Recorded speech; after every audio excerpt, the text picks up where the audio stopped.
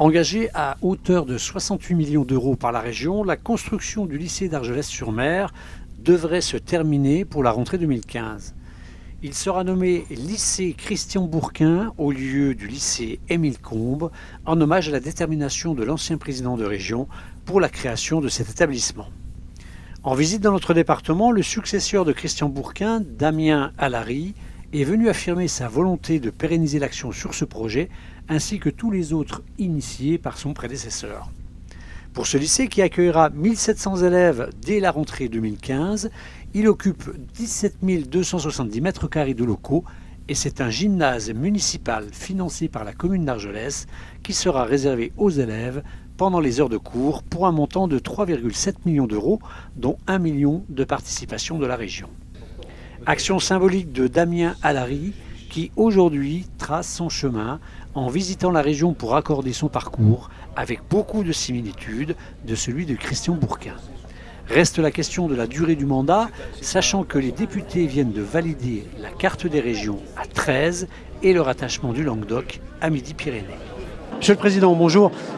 C'est votre première visite aujourd'hui dans le département. Est-ce que cette démarche, elle s'inscrit dans la démarche qu'avait initiée Georges Frêche à l'époque et Christian Bourquin? Complètement, c'est-à-dire d'aller d'abord dans tout le département. Pour l'instant, j'ai été rendre visite dans l'Aude, dans le Gard. Je suis venu ici, il me reste l'Hérault et la Lozère. Donc c'est pour les prochaines semaines. Mais je tenais particulièrement à venir ici sur deux projets importants qu'avait initié notre ami Christian Bourquin.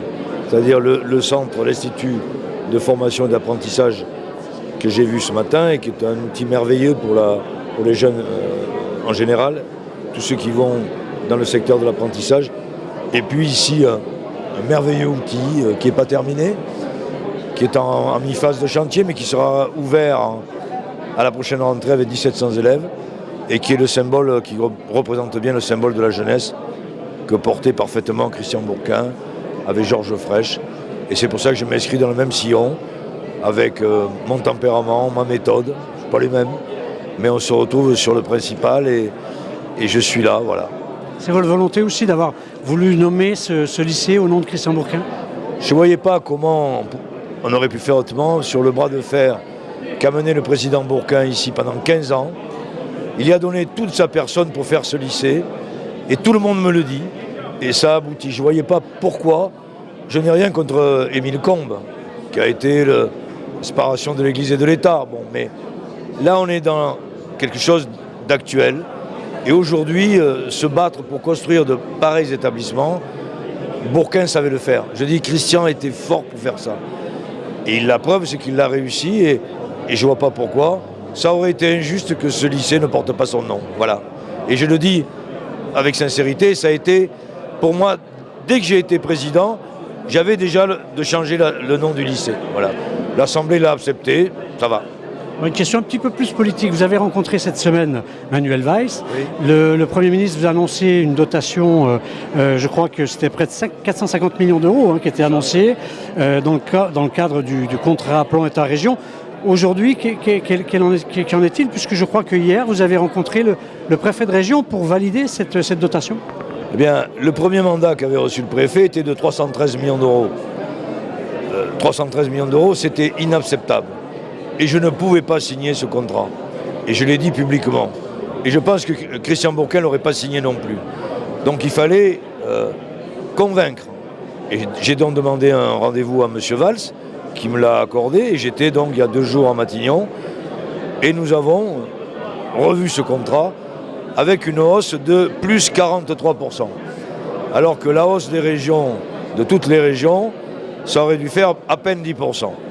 Mais on a plus 43%, donc j'ai ramené effectivement sur le 137 millions d'euros supplémentaires, ce qui est énorme, ça fait donc 450 à peu près, sur le mémorial de Rivesaltes. On va dire c'est symbolique, mais Christian Bourquin il tenait beaucoup. Bien, le contrat de plan que j'ai fait signer était de 1 million, et ce qu'on va signer va être de 2,7 millions. Donc le Premier ministre aussi s'est engagé à mettre 1,7 million supplémentaire sur ce mémorial. Alors voilà, après il y a diverses actions, les inondations, les problèmes d'eau, etc. Mais nous avons réglé tout ça et je crois que c'est une bonne action, je dis même j'en suis sûr, pour les habitants de cette région. Plus on ramène de l'argent, moins les habitants de la région vont en donner, quoi.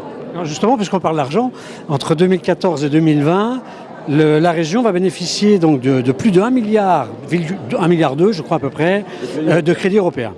Il y a 1 milliard qui sont prévus pour les 4 fonds structurels d'investissement.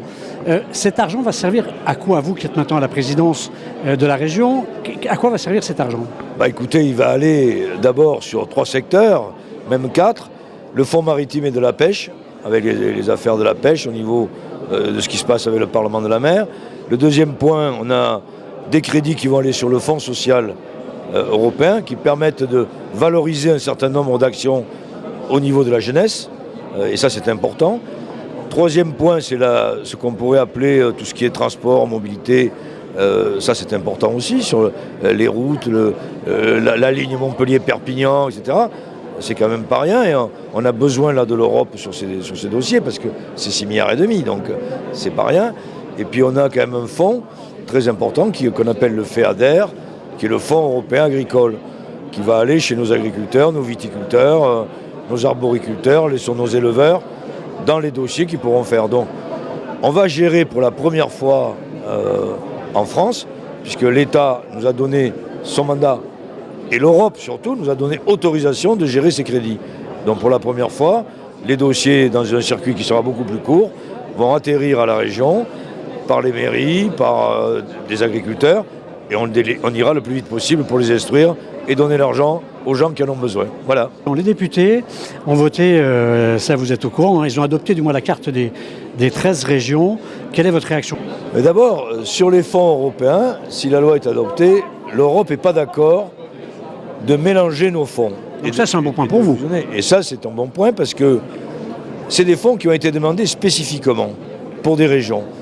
Ce qui se passe en Languedoc-Roussillon ne se passe pas obligatoirement en Midi-Pyrénées. Nous avons le plus grand vignoble du monde ici en Languedoc-Roussillon. Eux, ils ont autre chose que du vignoble. Ils ont du maïs.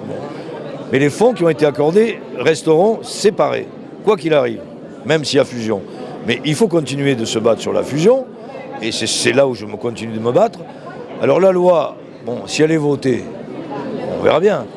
J'en sais rien encore, parce qu'il y a la commission mixte paritaire, le Sénat va peut-être pas s'entendre avec l'Assemblée, ça retournera au Sénat, mais j'ai compris quand même que Manuel Valls voulait aller très vite. Il me l'a dit en tous les cas, et que pour l'instant, on en est là.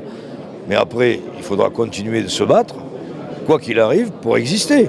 Et je pense que le fait que Christian Bourquin ait mené un combat, que j'ai pris derrière à mener ce combat, ça nous donne de la force. Si la loi est votée, je dis bien si la loi est votée, parce que si elle est votée, on ne va pas être hors la loi. Attendez, on ne va pas rester tout seul. Il faudra bien qu'on travaille avec nos amis de Midi-Pyrénées, voir comment on se rapproche. Mais ça nous donne une position aussi de force. Et de dire on a refusé ça avec nos concitoyens, ça nous donne une force pour discuter avec eux où sera la capitale politique, où sera la capitale administrative, etc. Donc c'est ce combat moi que je veux mener.